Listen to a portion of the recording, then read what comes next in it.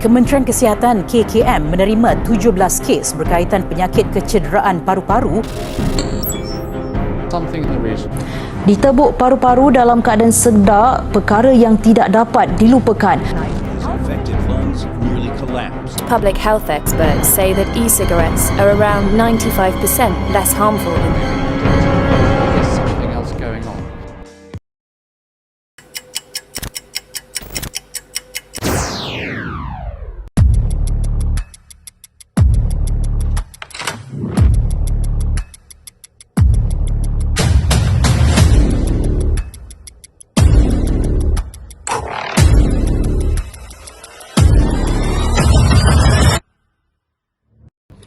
Vape atau dikenali sebagai rokok elektronik ialah peranti berkuasa bateri yang memanaskan cecair, biasanya mengandungi nikotin, perasa dan bahan kimia lain untuk menghasilkan uap yang disedut oleh pengguna.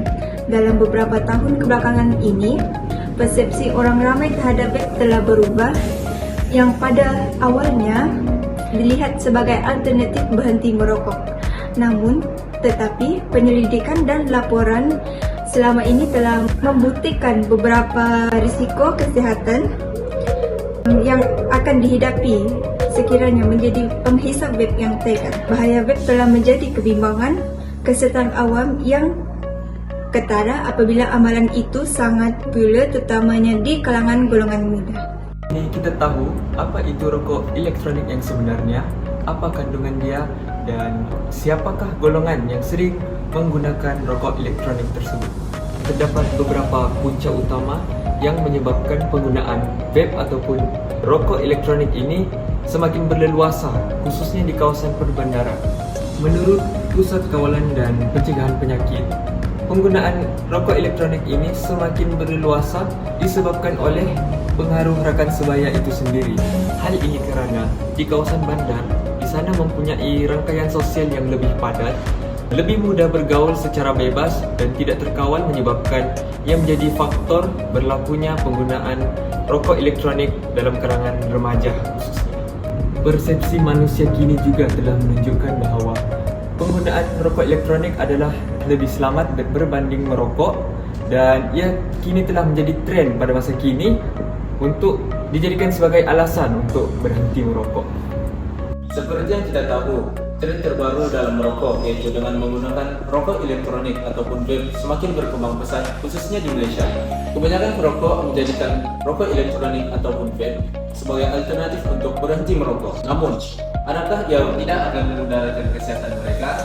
Masalah pertama yang mungkin diterima oleh individu yang merokok menggunakan rokok elektronik adalah masalah kesehatan paru-paru. Beberapa kajian menunjukkan bahawa uap daripada rokok elektronik boleh menyebabkan keradangan dan masalah kesehatan paru-paru. Nikotin yang terkandung dalam vape ataupun rokok elektronik boleh menyebabkan seseorang itu ketagih dengannya. Hal ini boleh membawa kepada masalah tekanan darah tinggi dan gangguan kardiovaskular. Bagi mereka yang mana individu yang muda ataupun perempuan yang hamil, terdapat kesan sampingan lain seperti boleh mempengaruhi perkembangan otak bagi remaja dan boleh memberi kesan negatif kepada kesihatan bayi bagi wanita hamil.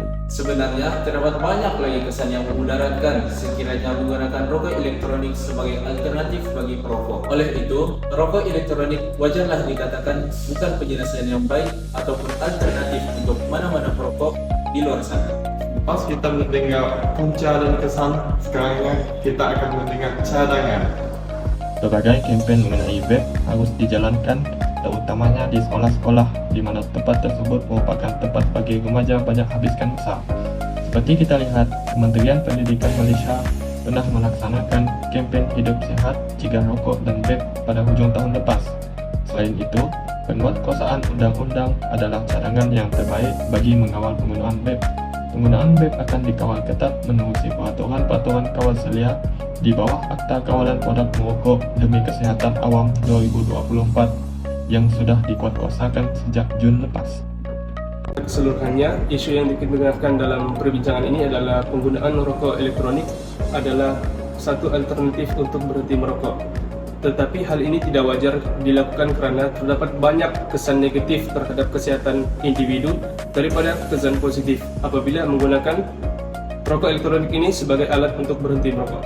Oleh itu, terdapat pelbagai alternatif yang lebih baik untuk dilakukan sebenarnya berbanding daripada menggunakan rokok elektronik sebagai alat untuk berhenti merokok, seperti yang sudah dinyatakan dalam cadangan. Akhir sekali, pihak yang bertanggung jawab perlu peka dengan keadaan sekeliling, terutamanya di kawasan bandar, untuk sentiasa memberi kesadaran kepada masyarakat tentang bahayanya penggunaan rokok elektronik, dan rokok elektronik ini bukanlah satu langkah yang baik untuk perokok-perokok di luar sana untuk berhenti merokok.